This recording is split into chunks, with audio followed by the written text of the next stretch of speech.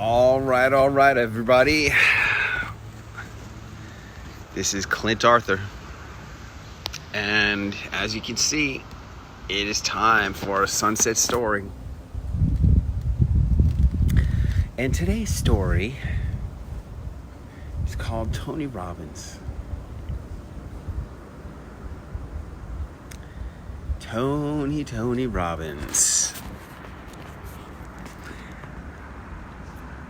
I talked about Tony Robbins yesterday in the Fantastic Frank story.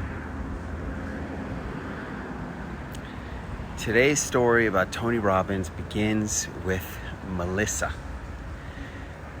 Oh, Melissa. Melissa was one of those beautiful blonde girls that you want immediately. It's not that she was super sexy. She wasn't. She was pretty. I'd say she was like an 8+. But she was confident. She had a lot of confidence. And she was smart. And she was pretty. She was pretty. And she was American. And she spoke English. And there wasn't a lot of pretty, blonde, smart American girls who spoke English at the Cannes Film Festival in 1988, must have been.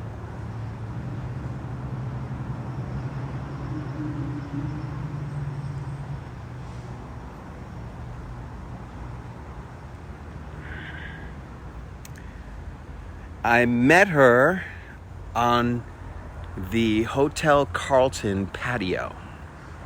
For anybody who's ever been to the Hotel Carlton in Cannes, France, if you haven't been there, it's a big patio with all these tables, and it's a place to go to drink and to see and to be seen, especially during the Cannes Film Festival. And this girl, Melissa, was hanging out with some older insurance money guy, right? She just gave off, the whole scenario seemed like this guy had a lot of money and she was connected to money, and she was there as a young director, and she was looking for somebody to put up a lot of money for her to direct a movie. And somehow I became friends with this young kid named Jonathan, who was sitting with them, who was part of their little entourage. I connect with this kid, Jonathan, because he went to the University of Pennsylvania, and I had just graduated from the University of Pennsylvania a little while before that. And his father had written the movie Love Story. He had written the novel Love Story. And I became friends with this kid, Jonathan, and began to try to work my way closer to this girl, Melissa, in the process. And, you know, my standard line at that time was, "Where's the party tonight?" That was my line. That's all I was interested in, was, where's the party tonight? And I connected with them, and we went to some party. And then Melissa says, "Hey, let's all get in a taxi and drive out to the Hotel du Cap, because I hear that there's some parties happening later tonight out there." And that sounds like we all pile into a Mercedes-Benz taxi, and I am sitting in the front passenger seat, and Melissa and Jonathan, and maybe there was one other person, are in the back seat, and we head out to the Hotel du Cap. Melissa and I both speak French, and we get out to the Hotel du Cap. It's a €60 taxi ride, and of course, who gets stuck paying for the €60 taxi ride? Moi. We walk into the Hotel de Cap, and I've never been there before, and I'm expecting it to be like a party central, like the rest of the Cannes Film Festival. Not. It's like all quiet, because this is where all the big money is, right? And it's just like super, super quiet. And we walk across the lobby, and we're gonna go up to some floor to look for a party. And we press the elevator button, and as the elevator comes down, it's this little tiny elevator there's barely room for two people in the elevator. As the elevator comes down, you could see it coming down into the lobby, and as we're about to have this elevator arrive, Sharon Stone comes walking out of the lobby bar, mauve negligee, and she's holding 2 martini glasses that are just like up to the rim with drinks, right? She's got one in each hand, and she smiles at Melissa, and Melissa opens the door for Sharon Stone, and Sharon Stone goes into the elevator, and there was no room for any of us to go in. And Sharon Stone, I think, uses her elbow to press her floor, and away the elevator goes. And then Melissa is like, oh my God, do you know who that was? I'm like, who was that? She goes, that was freaking Sharon Stone. And it was the year of that movie with Sharon Stone and Michael Douglas, Basic Instinct. That was the year. And there was Sharon Stone. This was way before there were cameras. Like, no one had a camera. It's not like today. Nobody had a camera. And there's Sharon Stone. And that was enough for Melissa and for us. Obviously, there was nothing going on there. It was a wild goose chase. We get into another cab. We go back to the Cannes Film Festival. And I don't really have anything to say about Melissa until about 2 months later. 2 months later, I'm back in Los Angeles at this point. And I had met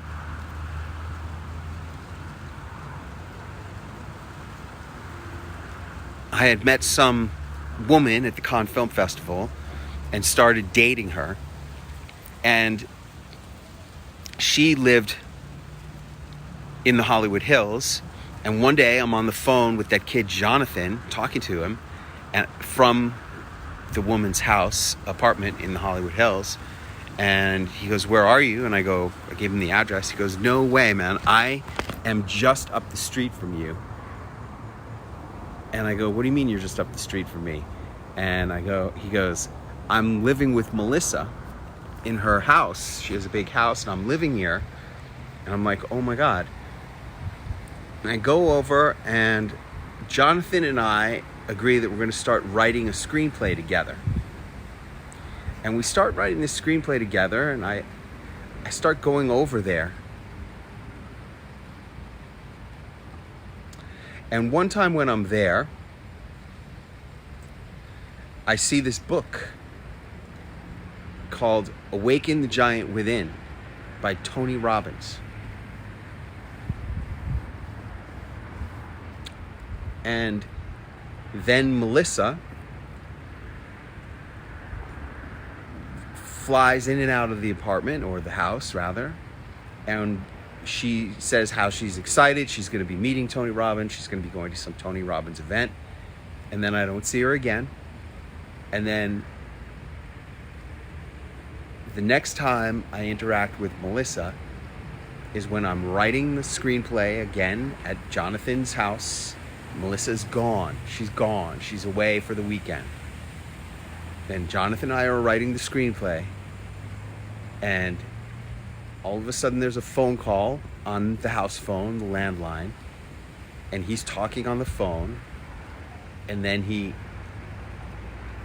motions for me to pick up the other receiver and listen in. And then he goes, so wait, tell me what you just said again about Melissa. And the person goes, Melissa was riding a horse bareback in New Mexico, and she fell off the horse and broke her neck and died.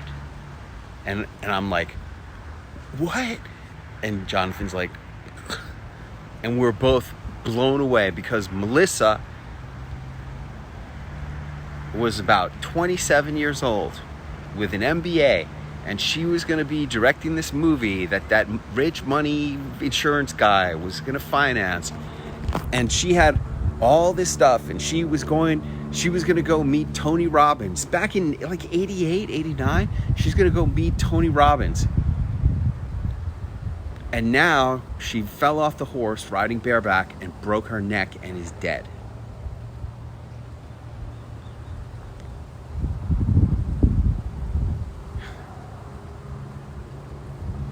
I don't hear anything about Tony Robbins again for years. For years and years and years, I don't hear anything else about Tony Robbins. Because all during the late 80s, 90s, I'm 100% not into watching television. I'm only into one thing: smoking pot and writing screenplays and drinking alcohol. And boning chicks. That's really all I'm interested in doing. Not necessarily in that order. But then we go all the way through the 90s, and by 1999, I have now sunk solo. I'm in my 5th year of driving a taxi, and I'm like desperately trying to change who I am and to become somebody and have a life, to have some kind of, like, I'm really getting to the point where I'm scared that I'm never going to be able to have a life. And I'm surfing on the internet, and somehow I see some kind of an ad or commercial for Tony Robbins, and I get into it, and I decide I'm going to buy his tape set called Personal Power 2. It's a 30-day program where you're going to get more personal power. Now, there was 2 choices. You could get the cassette tapes, or you could get the CDs. And I'm a taxi driver at that point. I don't have any money, and I literally decided I'm not going to get the tapes. I'm not going to get the CDs, because the CDs are $20 more than the cassette tapes. That was literally my decision. I had a boombox. I was living on my boat. I had a boombox. It had a CD player and it had a cassette player, and I got the cassettes because I couldn't splurge on the extra $20 for the CDs. And I do the Personal Power 2 30-day program religiously, man, because I just invested like $139 on my credit card. That was right up at the end of my limit. I pretty much maxed out my credit card with that. And I do the whole taped program, and it seemed to be a good thing. And then a few months later, I did it a second time, all 30 days, one tape every day for 30 days, like one side of the tape. There's like 15 tapes, one side of the tape a day for 30 days. And I did it the second time. And that was New Year's Eve, December 31st, 1999. And that was the year that I was successful enough to actually drive the taxi on New Year's Eve. The year before, I gotta tell you this, the year before, December 31st, 1998, I was given a taxi, and I look, on New Year's Eve, that's like the greatest night of the year for taxi drivers. You're gonna make a lot of money. And 98, they gave me a taxi, and at about 9:30 p.m., the transmission went out, and I had to literally drive the taxi back to the taxi yard on New Year's Eve backwards because that's the only way I could get the car to move. And here I am. I was all excited. I was going to make a lot of money on New Year's Eve.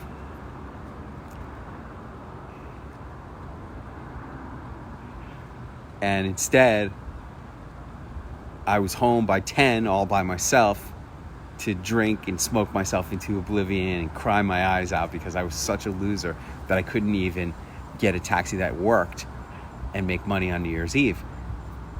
But on December 31st, 1999, I made $513.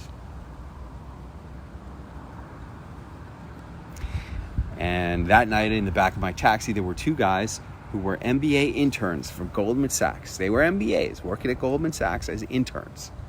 And the guy says to the other one, "Hey man, did you hear about Mr. Carrera?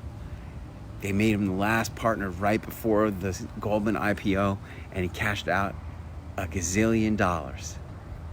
And I turn around and I go, "Hey man, are you talking about Chris Carrera?" "How do you know Mr. Carrera?" Chris Carrera was one of the pledges in my fraternity. When I was the pledge master, I made those little punks dance around the living room of our fraternity house with their tidy whities on top of their heads. And now that little punk just cashed out $1 gazillion, and I'm still a taxi driver. And I go home and I cried my eyes out and transformed my pillow into a sponge, soaking up my tears. And that was the night I said, I can't do this anymore. I cannot continue throwing my life away, chasing some dream that ain't never, ever gonna happen. And I took all of my screenplays that I had written, all 30 screenplays that I had written, and I took them out to the dumpster, go up the ramp, put them all in the dumpster and set them on fire. And I swore the oath that I was never gonna write again. Never. All I wanted to do was change. All I wanted to do was become somebody who could have a freaking life. And shortly after that, my brother calls me up from New York City and he goes, "Hey man, I'm gonna go to Tony Robbins' Unleash the Power Within at the Meadowlands in New Jersey and walk on fire, and you should come." And I had just made the $600, like $513 from driving a taxi on New Year's Eve. So I had a little extra money and I said, okay, I'm going to do it. And in March of 2000, I went to the Meadowlands and I walked on fire with Tony Robbins. And I came back from that and I was so freaking jazzed.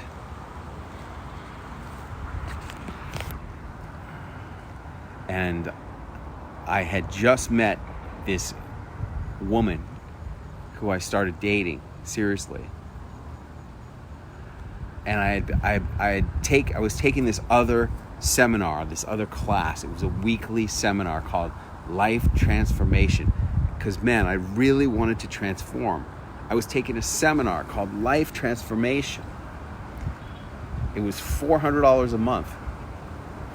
And my coach, my business coach who was running the seminar, his name was Paul Roth.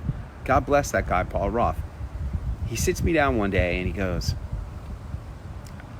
"Are you in a serious relationship with a woman?" And I go, "No, I'm not. All I wanted to do was, get laid, write, like drink, smoke, and try to make money. That's all I wanted to do." And he goes, "Why aren't you in a serious relationship with a woman?" And I go, "Because I swore an oath to myself. After my daughter's mother kicked me out of the house, I swore an oath to myself that I wasn't going to get into another serious relationship with a woman until I got successful." And he goes, "Well, then you're never going to get successful." I'm like, "What?" He goes, "Yeah, you need to be in a relationship with a woman because a woman will make you better. Women are better than us, and they will make you better.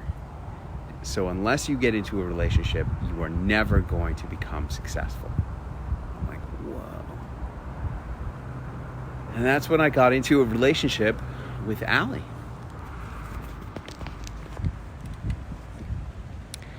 And lucky for me, she loved me more than I even loved myself. She saw in me more than I saw in myself. And with this new energy of the life transformation course and walking on fire with Tony Robbins, things started to change for me. And I had been doing the butter business on the side, like I said in the previous story, talking about I was making, money on the side doing the butter business. And after I did Tony Robbins and I did the Sterling Men's Weekend, I started making a lot of money, and it just naturally became that I got into this relationship with Allie. And I had her go to Tony Robbins, Unleash the Power Within, in May of that year. It was at Pasadena, and I had her go walk on fire. And I went to support her. She had a hotel room near the site of the Unleash the Power Within event, and I was in the hotel, and I was like editing some video on my eMac. Remember the eMacs with the like candy colored plastic shells? I had one of those, and I was editing a video. And one night, as I'm in the hotel room editing a video, I hear the drums for the firewalk ceremony, and I'm like, whoa, there's the drums. I wonder where it is. Like, I had no idea where it was going to be. I just went along just to hang out in the hotel room. And I followed the sound of the drums, and I come upon this parking lot at the bottom of a hill. And I see in the parking lot, they have 10 rows of flaming coals for the firewalk ceremony. And nobody's there yet. And then before I know it, all the people start coming out and lining up the lines of coals. And I remember thinking to myself, you should just go walk on fire again. And I remember thinking, I can't go walk on fire. Oh, I should go back to when I went to go walk on fire in New York City. I go to New York City to walk on fire, and I'm sleeping on the floor of my brother's apartment the night before the firewalk thing. And the night before, we rent a car and drive out to New Jersey to go walk on fire. And I remember I'm in a sleeping bag on my brother's floor, and I'm thinking, what the hell are you doing? Walking on fire? What if you burn your feet? What if you seriously injure yourself? What the hell are you doing? But I really wanted to change. And now, here I am, and I walk down the hill of grass towards the flaming coals, and I'm thinking, you should go walk on fire again. And I'm like, I can't go walk on fire. They psych you up. Like, the way it works at Unleash the Power Within, he's like psyching you up and getting you in a peak state, and rah, rah, rah, rah, and you're like all jazzed to do it. And here I am, I'm walking towards these rows of flaming coals, and I'm like, you should go walk on fire again, dude. And I'm thinking to myself, I can't go walk on fire. I could get burned. I'm not all psyched up. And then I hear Tony Robbins' voice in my head, and the voice says, if you're afraid, you must. That's one of his pieces of technology. If you're afraid, you must. And as soon as I heard him say in my head, if you're afraid, you must, I said, I am going to go walk on fire. And then next thing I know, I see Tony Robbins himself standing at the head of one of those lines of flaming coals. And it's not hard to miss Tony Robbins. The guy's a freaking giant. He's a head taller than everybody, right? And I go, okay, I'm going to go on Tony's line, and I'm going to go walk on fire with Tony right there. And it's so crazy because I wasn't even a participant at this event. I didn't pay.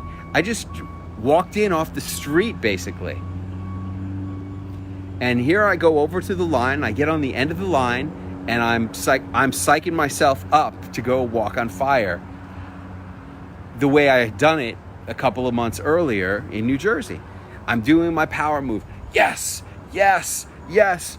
It's like, and I know I'm gonna say cool moss, cool moss. I'm gonna walk across the flames and go cool moss, cool moss.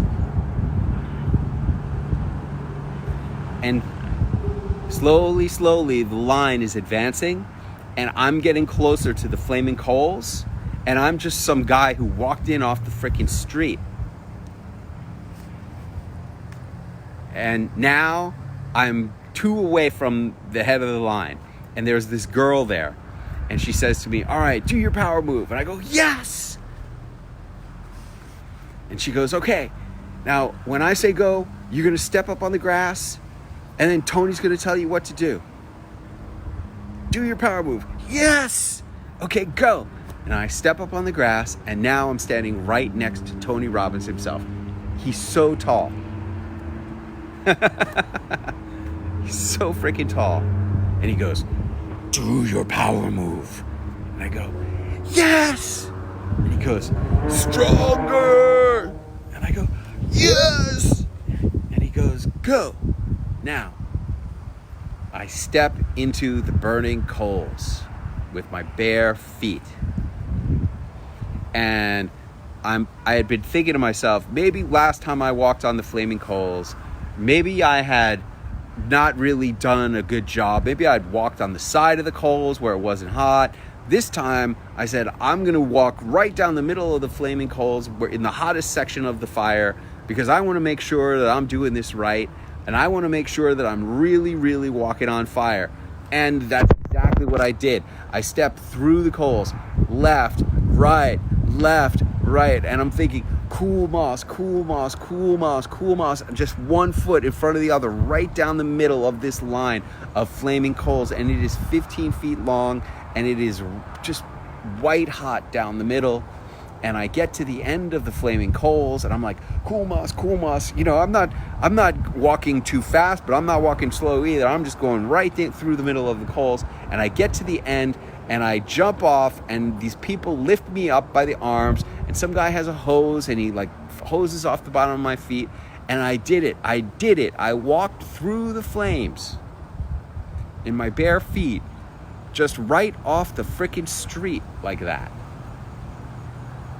Just right off the street. And now I start looking around. I'm looking around, and then I see Allie, and she's like on the other side of the crowd. And here's the funny thing, is that Allie can never see me, but I can always see her. I look in any crowd, I can see Allie just like that, but she never sees me. So I'm looking around, and I see Allie in a second, and then I walk over to her, and I get about 3 feet away, and then she sees me, and we kiss and hug, and what are you doing here? And I'm like, I just walked on fire. She's like, no way, I just walked on fire. This is so amazing. Oh, she has an amazing time at the Firewalk weekend. And when it's all over, we go back to her house in the valley. And a couple of weeks later, I call up to inquire about Tony Robbins' Date with Destiny. That's the next seminar. And it's $5,000. And I call up and I talk to the person who's going to sell me into it. And they say it's $5,000. And I go, and how many people are at this seminar, Date with Destiny? And he goes, there's 200 people. And I'm thinking to myself, holy shit, 200 people, each paying $5,000. That's unbelievable. And I'm really glad that I'm telling this story because, I've become a seminar leader. And at the time, I thought to myself, that's an obscene amount of money for a person. One person to make 200 people pay $5,000. That's $1 million. And I was like, wow. And for many years, I just really focused on making money and trying to have a life, I was just trying to have a life when I met Allie. I just wanted to try to be a normal person. And I lost track of Tony Robbins until I started getting into the men's self-help movement. And I started getting interested in going to seminars again when I wrote a book. I wrote by 2008, you know what was going on in the world. It was the last time the world was going to end like this. The world completely, the stock market crashed and the world was falling apart. And I was at a men's self-help campfire, and that was the night the shaman said to me, "You don't know it yet, but you're already dead." And I said, "What are you talking about, man? 8 years ago, I was driving a taxi. Now I'm a millionaire. I was living on a little, now I live in a mansion. You're already dead, you just don't know it." And I didn't know what he was talking about, but I couldn't get it out of my mind. For months and months and months, I would wake up out of a stone cold sleep, screaming, "I'm already dead. What does he mean? I'm already dead." I didn't know what he was talking about. And then it came to be New Year's Day, 2009, and I wake up and I pour myself a mimosa and I pull out a pad and a pen to write down my list of goals like I would do every year. And that year I was inspired by the shaman, and I asked myself the question that changed everything for me. And that question was, if this was going to be the last year of my life, what would I want to accomplish? And I was surprised as anything, because the first thing that I wrote down was, I need to write my book about what I learned at the Wharton Business School that has enabled me to become successful as an entrepreneur instead of being a taxi driver. And I was surprised because I hadn't written anything in over 8 years. And that year, I wrote that book and I self-published it, and I waited for the sales to roll in on Amazon. And sure enough, all 8 of those sales rolled in, and I started to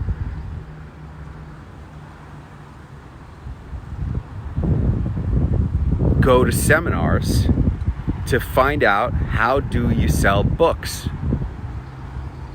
And luckily for me, I ran into this guy who was very successful at it. You might have heard of him. His name is Jack Canfield, and he wrote a little book called Chicken Soup for the Soul. And I said, "Jack, how do you sell 500 million Chicken Soup for the Soul books?"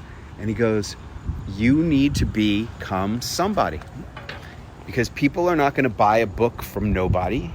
You only buy books from somebody's. You got to become famous. You got to start going on media."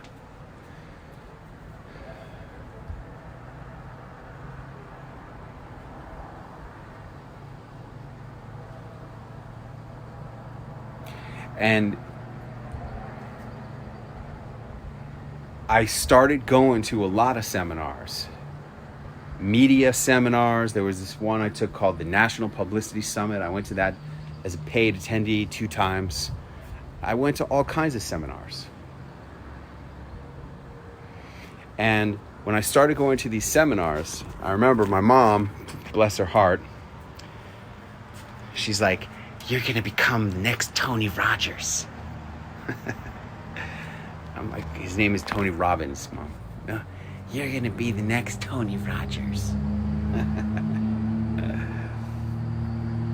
Well, over the years, I hadn't interacted with Tony Robbins for years and years and years. I was doing my own thing, teaching my celebrity launch pads, transforming people into celebrities in the eyes of their customers and prospects, teaching them how to get on TV. I learned how to get myself on TV. My friends started asking me, "How do you get on TV?" I started teaching my friends how to get on TV. I created this seminar called Celebrity Launchpad. I've done 45 of them at this point. And a couple years ago, my mom's like, "You're going to be the next Tony Rogers." And, Tony Robbins, he has the fire walk. For me, the firewalk is when you come to Celebrity Launchpad and you go on your media tour. That's my version of the firewalk. You go around the country and you appear on TV news and talk shows, and you book yourself on those shows, and you have to go to the appearances and stay in hotels. And for a lot of people, it's very difficult. I mean, some people come to Celebrity Launchpad, they don't even go on any shows. You know, there's this, as far as I know, like there's this one guy who's a guru of some kind. You know, he's set up some $30,000 entrepreneurial fund during this crisis time. And as far as I know, he came to Celebrity Launchpad. He never went on one show. The average person books themselves on 7.4 appearances, but I can't make you go on the shows. You got to go on the show yourself. And then you show up on the weekly webinars, you bring your clips, and I review the TV appearance clip, the video clip during my webinar, and I give you coaching and critiques about how you did, and that's how it works. But Tony Robbins, man, he just gets bigger and bigger and bigger over these years. The last time I checked in on Date with Destiny, it had become 5,000 people. 5,000 people at $5,000 a piece. Do the math on that one. The last time I did the math on it, like just that one event of Tony Robbins, Date with Destiny, when you add up the money that he earns from that event, from the different places he does it around the country, I calculate that one event brings in approximately 10% of all the ticket sales for all the self-help seminars in the world. Just that one. And he has others. He has lots of others. Everybody looks up to Tony Robbins in the seminar industry as being a god. Everybody, like you can't even imagine that your career is ever going to be like Tony Robbins' career. And in fact, in my book, my most recent book, Celebrity Entrepreneurship, I wrote about how at one point early on in my career, I was trying to do my own seminar. And I was going to have my seminar be a live weekend event in Las Vegas, and it was going to be $400 or $500. And I was doing my research, and I noticed in my research that Tony Robbins was doing Unleash the Power Within in Los Angeles the same exact weekend. And I said to myself, how the hell am I ever going to get anybody to come to my seminar for $400 when they could go to Tony Robbins' seminar for $600 the same weekend? Why would anybody come to mine? And that really was part of what pushed me to do my TV appearances and to go on so many shows and to become who I've become. Because at my most recent count, I've done 110 television appearances, partially spurred on by my desire to make myself able to compete, quote unquote, with Tony Robbins. Well, fast forward all these years now, it's 2020, right? I've been doing my TV appearances for almost 10 years. I've been teaching Celebrity Launchpad now for 7 years. I've taught 45 of these classes. I have my 46th one coming up. My students have booked themselves on more than 4,579 television appearances that I'm aware of so far. And out of the blue, I get some email that says, Tony Robbins' 60th birthday party, and you're invited. And I click on the link, and I see that if I pay $25,000 to his charity cause, that I could be a host of the Tony Robbins 60th birthday party. So I click on that option, and I see what's included, what's up with that. And I see that for $25,000, you and your guest will get tickets to sit in the special VIP family section, and you go to the special party for VIPs before, and you could be in a group photo with Tony Robbins on the stage after it's over, and then there was some after party. And you get a special swag bag, and you get your name listed as a host of the party. So I click on that button, and it says select seats, and I see that there are 2 seats remaining in the front row. and I select those seats, and I click buy now, and boom, within 1 minute of getting an email for Tony Robbins to attend his 60th birthday party, I become a host of Tony Robbins' 60th birthday party. And sitting in the front row with Allie. And this all happened like just out of the blue just a couple weeks ago. His birthday. And we go to Tony Robbins' birthday party. Like, we're exhibiting at some event in Las Vegas. It was one of our last events that we got to do before this whole crisis happened. And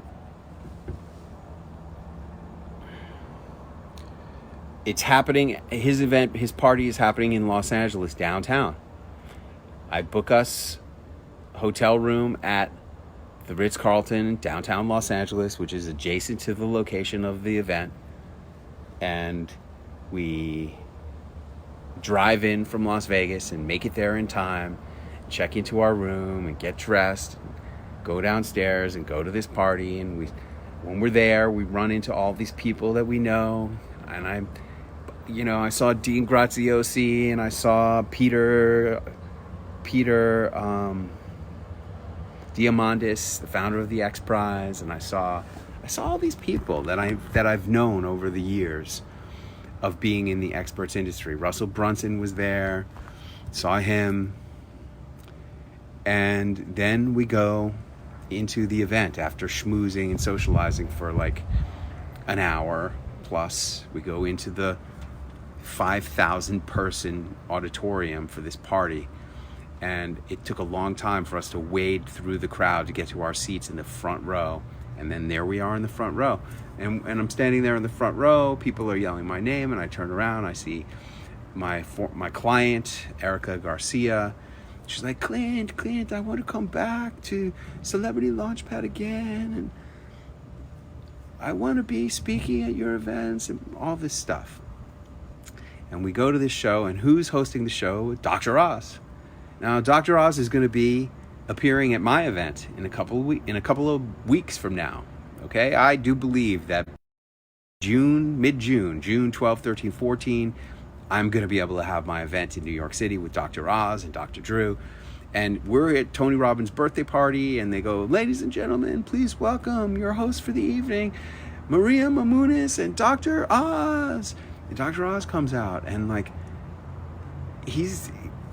I've never met Dr. Oz yet, but there's Tony Robbins in the front row. Like, he's 10 seats away from me in the center on the front row. I'm on the left side. And Dr. Oz is up there hosting the thing. And when he goes to go off stage, I go, Mammoth. And he turns and I go, you're going to be coming to my event in a couple of weeks. And he bends down and shakes my hand. I go, you're going to be coming to my event in a couple of weeks. The birthday party, Tony Robbins' birthday party, was like nobody's birthday you've ever seen before. I mean, there was 5,000 people who paid to come to Tony Robbins' birthday party. And I think I was the only one who actually brought a gift. I brought a gift for Tony, and I saw somebody who had a staff name badge on, and I said, hey, is there some place to put the gifts? And they go, what do you mean the gifts? I go, this is a birthday party, right? I brought him a gift. They're like, oh, wow. Nobody else brought Tony Robbins a gift. I think I'm the only one. I'm pretty sure I'm the only one. And Melissa Etheridge played at this, and she was unbelievably amazing. And then there was this guy he's like a autistic person who's a piano player and a singer, a Filipino guy. He won America's Got Talent. He was unbelievable and amazing.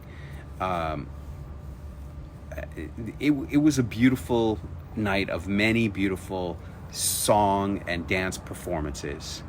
And then they had an auction, like a silent auction, and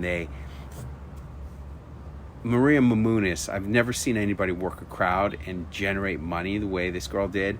I mean, that night, more than $18 million was raised to fund the our underground railroad. It's like this organization that finds kids who've been stolen and put into sex slavery and extricates them from sex slavery. And that night, Tony Robbins said, well, I'm going to start it out by donating $5 million to your cause. And then altogether, all told, $18 million was raised. And Allie's like, we already gave $25,000 to this cause. And, a lot of people gave a lot of money. Dean Graziosi stepped up and gave $500,000 that night. I saw him, do that. And when it was all over, like the place, when the whole concert is over, it's late. It's late. And the place kind of like goes into pandemonium when the concert is over. And me and Allie were sitting in the front row. And I go, come on, follow me. And I make a beeline for Tony Robbins. Now, Tony Robbins is just standing there, like hugging people. And I go over to him and I go, happy birthday, man. I go, 20 years ago, I could not afford to buy your CDs. So I got the cassette tapes. And 6 months later, I could walk on fire with you at UPW. And tonight, I was sitting in the front row. And he knew what that meant. He knew that I paid $25,000 to sit in the front row. And he gives me a big hug and a kiss on the cheek. And he goes, I'm so happy for you, man. I'm so happy for you. Gives me a kiss on the cheek. And I'm like, I was like shocked, blown away. And I go, can I get a quick selfie? And he goes, of course, man. So I got a couple selfies with me, and then there was Allie. And Allie was standing right there, and she's like, happy birthday. Can I get a picture? And I take a couple pictures of her and Tony. And it's tough because Allie, even though she's a giant personality, she's only 5'2" tall. And Tony Robbins is 6'4", and it's like a very tough picture to get. It was like as difficult. Somehow she looked amazing in the picture I took of her with Donald Trump, and he's also a giant like that. But in any case, we both got pictures with Tony Robbins, and we take our stuff and we like walk out. It was just a crazy night. And we go back to the room and go back to our hotel. And that's my story about Tony Robbins. I hope you enjoyed it. As you can see, the sunset was long ago. If you enjoyed this story, I'll be back here again tomorrow night, here on Facebook Live, with another sunset story. Good night, everybody.